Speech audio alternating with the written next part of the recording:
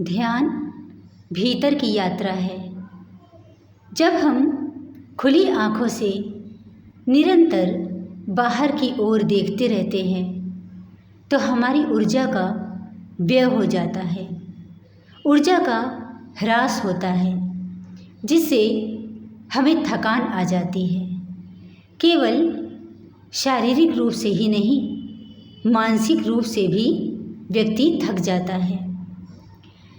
जब हम ध्यान का सहारा लेते हैं और बंद आँखों से एक नियम के अनुसार ध्यान करते हैं तो हमारी ऊर्जा का संचय होने लगता है और हमें पुनः शारीरिक, मानसिक और आध्यात्मिक शक्ति प्रदान होती है।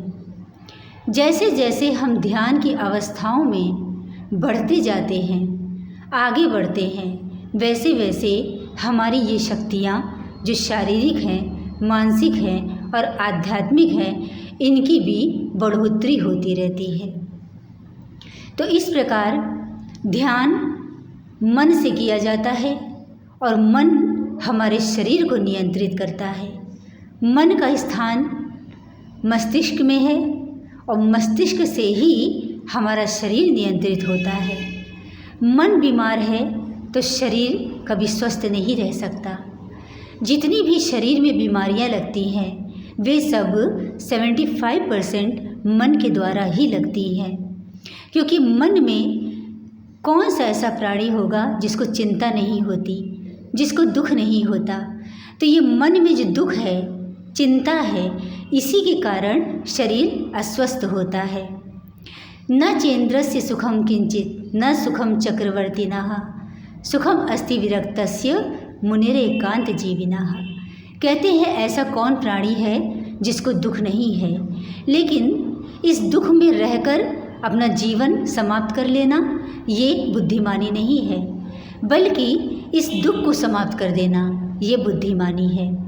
तो हमारे मन का दुख समाप्त हो जाए, हमारे मन की व्यथा समाप्त हो जाए। ये कैसे समाप्त होगी? ध्यान के द्वारा मन को एकाग्र करके समाप्त होगी। जिनका मन एकाग्र नहीं होता उन्हीं का मन व्यथित होता है, उन्हीं का मन भटकता है। जिनका मन एकाग्र है उनको कभी जल्दी बीमारियां नहीं लगती, न उनका मन अस्वस्थ होता है और न शरीर। तो हमें मन पर ध्यान देना है कि हमारा मन एकाग्र हो, मन स्वस्थ हो। अगर जड़ पकड़ ली तो हम बाकी जो हमारे तना है, डालियाँ हैं, पुष्प है, ये सब स्वस्थ रहेंगे। कहने का तात्पर्य है कि अगर मन स्वस्थ होगा तो हमारा जो शरीर है, हमारे अंदर की जो भावनाएं हैं, हमारे अंदर के जो विचार है, सब स्वस्थ होंगे। तो मन को एकाग्र करने का एक बहुत छोटा उपाय है कि कहीं भी बैठ जाए। सबसे पहले ये ध्यान देना है कि हमें मन को एकाग्र करना है, तो इसके लिए कोई शांत जगह में कहीं भी बैठ जाएं, चाहे किसी चेयर में, सोफे में, भूमि पे, कहीं भी आराम की अवस्था में बैठें और नेत्र बंद कर लें।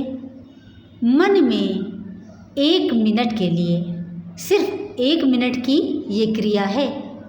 1 मिनट के लिए मन में कोई विचार ना आने दें। कोई भी विचार 1 मिनट के लिए हमारे मन में आने नहीं पाए। बस 1 मिनट के लिए करना है। अगर कोई विचार आ गया तो ये क्रिया बेकार हो गई, फिर से पुनः करना है।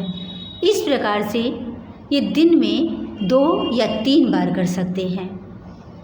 अगर ये क्रिया करते हैं तो हमारा मन बड़ा ही शक्तिशाली बन जाता है। यहाँ तक इस क्रिया के बारे में कहा गया है कि इस क्रिया पर जिसने विजय प्राप्त कर ली उसने मानो आधे विश्व पर विजय प्राप्त कर ली। इतनी बड़ी बात कह दी गई है। तो इस क्रिया को करना है। दूसरी बात, प्रातःकाल उठ जाएं और उठकर पवित्र होकर एक आसन पर बैठें। उस आसन में सबसे पहले सुखासन में बैठें। सुखासन सबसे सरल आसन है। जैसे पालथी लगाकर बैठते हैं उसी तरह से सुखासन में बैठा जाता है। तो सुखासन में बैठ जाएं, नेत्र बंद कर लें और अपने श्वासों पर दृष्टि जमाएं। श्वास को धीरे धीरे करके पूरा भीतर भर लें और धीरे धीरे करके छोड़ दें। इस प्रकार से 10 बार करना है। 10 बार करने के बाद थोड़ी देर के लिए 1 मिनट के लिए रुक जाएं, फिर अपने नेत्रों को बंद कर लें और भगवान के चरणों का ध्यान करें।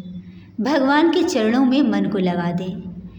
अपने नेत्रों के सामने, बंद नेत्रों के सामने भगवान के चरण दिखाई दे, ऐसा ध्यान करें। और उस पर ध्यान करने में अपनी श्वासों की ओर दृष्टि जमा दें। देखना कहाँ है?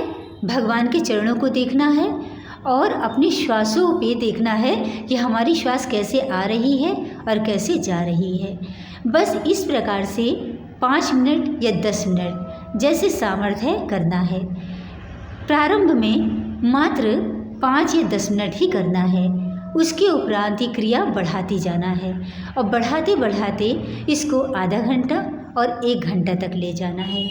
जैसे क्रिया 1 घंटा तक लगने लगेगी, ये ध्यान 1 घंटा लगने लगेगा, बस उसी समय ये 1 घंटा ध्यान जब आपका चलने लगेगा कुछ दिनों तक, फिर आप देखेंगे आपका मन इतना शक्तिशाली हो गया और शरीर की तो बीमारियां दूर होंगी ही, मन की सारी बीमारियां, व्यथाएं, दुख, कष्ट सब दूर होने लगेंगे। ऐसा जीवन आनंदित हो जाता है कि लगेगा कि सारे संसार में केवल हम ही सुखी हैं। इस प्रकार से अपने आप को हम महसूस करने लगते हैं। तो ये क्रिया बहुत हमारे लिए लाभदायी है। इसको करना हमारे लिए बहुत अच्छा है। जो इसको करेगा वही जान पाएगा कि वास्तव में ये करने के बाद हमारा जीवन कितना सुखी हो गया, कितना आनंदित हो गया।